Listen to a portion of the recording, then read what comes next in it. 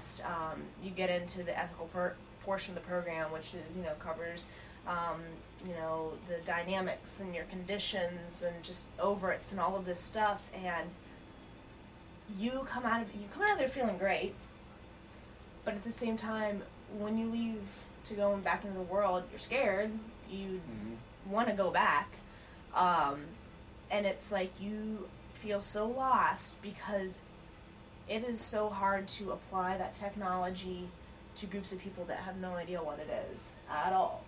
So I can understand them wanting to spread the word because they can really only communicate with those who have somewhat, if not a lot, of an understanding of what the technology is, and they can live the same types of lives. So it's very interesting with that mindset going out into the world. You do feel like, oh, I understand why everyone should be a Scientologist. I get it, I understand. But then you have to dissect it and look at it for yourself.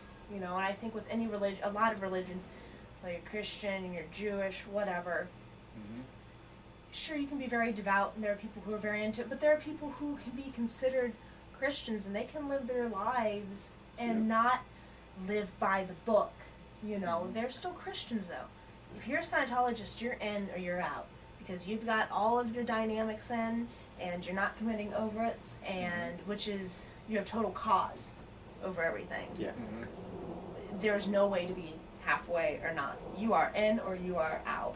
And so that's kind of what I've just thought about. I think that is part of being so scared, because you're in or you're out. You're a Scientologist or you're not. It should never be looked at that way.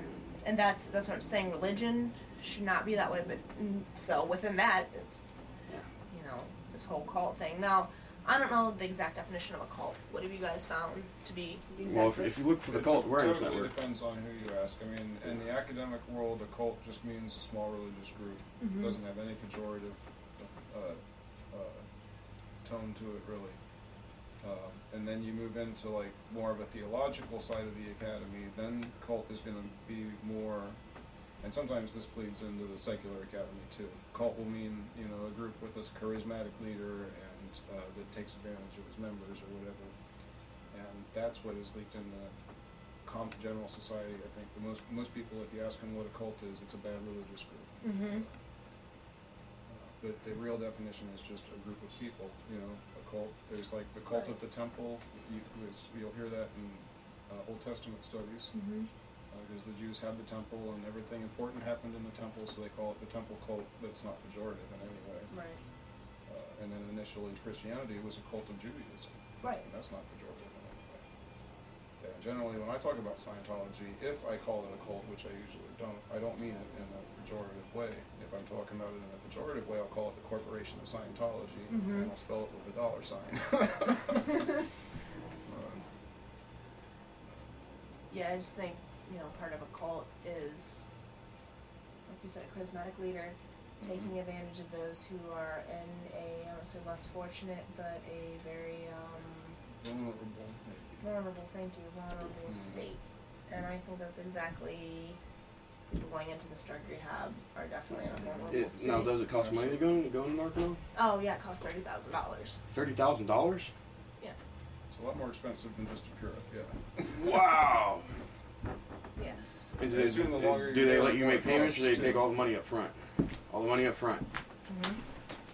And there are certain rules, like, okay, my mom's an attorney here in town, and she went to narCOnon Exposed after she said, she saw the success rate was so good there, she knew I needed to get somewhere, I needed to get to rehab, like, yesterday, so she sent me somewhere, and she tells me now, she said, I didn't know what the Scientologists were going to do to you, I didn't know, she's like, either way I saw, if they kill you, you're gonna die anyway if you don't go to rehab. That sounds really morbid, but it was just true at that point.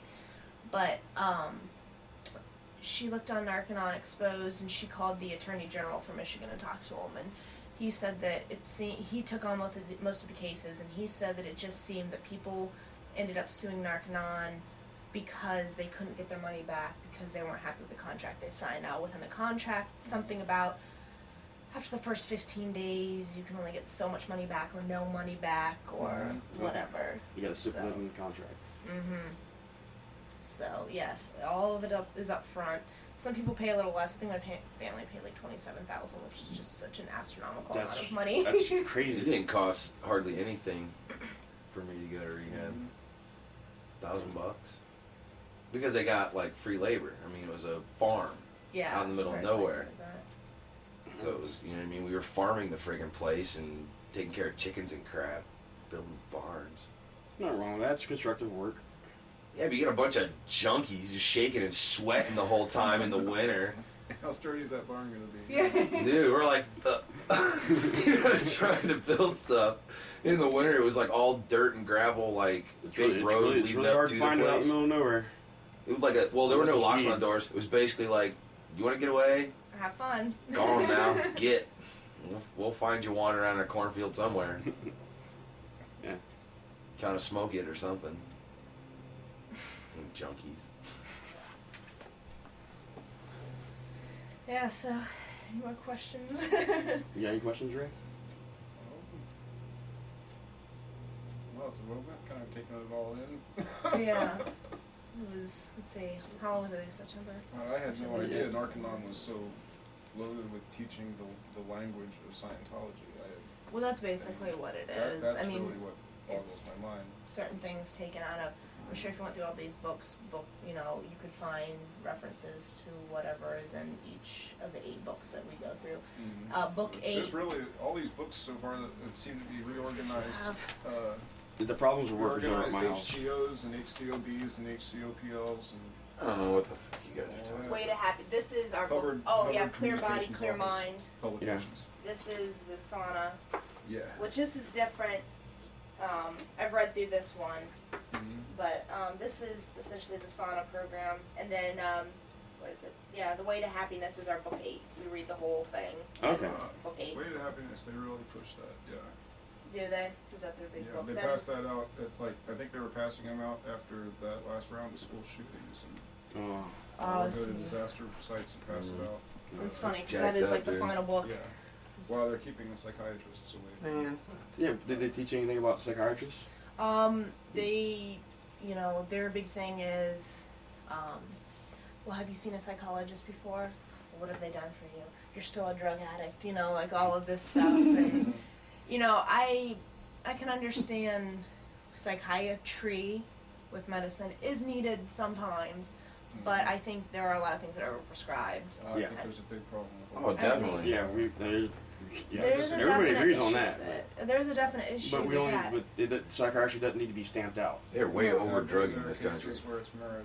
but Yeah, they there are such things as chemical imbalances. And they're quick to drug Oh, yeah. kids anymore, Very, man. It's, very- on, it's pretty much Yeah. on the... That's what I I've don't got listen kids, to. and I'm like, I try real hard, you know what I mean? And they haven't successfully been able to, like, do it.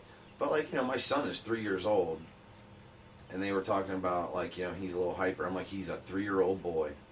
What the fuck do you want? Yeah. And he's really not that hyper. I was way worse. You couldn't keep clothes on me. I was in my Incredible Hulk underoos and running around trying to, like, beat up everybody. I was way worse. Incredible Hulk. That's an old TV show. I would pick up, like, I was like 3, and I'd pick up the TV stand and go, That's just like regular 3-year-old stuff, and I think, yeah, just a lot of people don't want to deal with and the kids. fact that they even suggested some kind of, you know, attitude adjusting drug for a 3-year-old, Yeah. to me seemed absurd. I was like, whatever. I mean, I have lots of experiences with Ritalin and psychiatric drugs, but yeah, I don't demonize psychiatry because I know there are chemical imbalances. They put me on a I know Ritalin for in a high fact school. there are. I didn't People like see, I it. see it every so I fucking sold day in it. people. Yeah. Yeah. I didn't like the way Ritalin made me feel. No, I was on it for like 4 years. I And did then it for they like stuck a me on week. Disempamine. They even had me on Haldol at one time for some odd reason.